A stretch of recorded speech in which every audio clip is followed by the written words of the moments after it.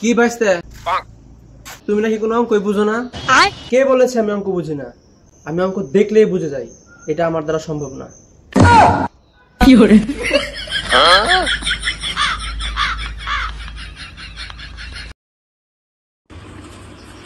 Sir পানি।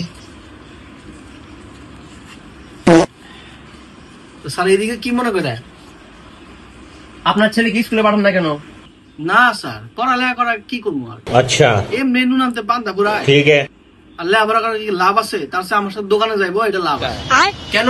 আপনার ছেলে তো ছাত্র ভালো, ও লেখাপড়া করে ভালো একটা চাকরি করবে, ভালো গাড়ি কিনবে, আপনারা সেই গাড়িতে ঘোরাফেরা করতে পারবেন। স্যার আপনি কি গাড়িতে করাইছেন?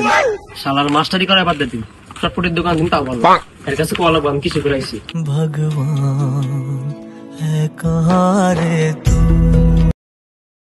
হুন্ডাটা স্টার্ট দে। আচ্ছা থাম। এবার স্টার্ট দে।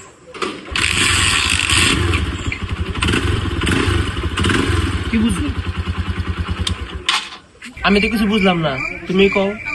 এই হুন্ডাটা হলো তোর জীবনের মতো, আচ্ছা আর এই চাবিটা হলো পরিশ্রম। ঠিক আছে। তুই যদি পরিশ্রম না করস তাহলে তোর গাড়ির চাকা চলবে না, জীবনও চলবে না। আচ্ছা দাঁড়াও 1 মিনিট।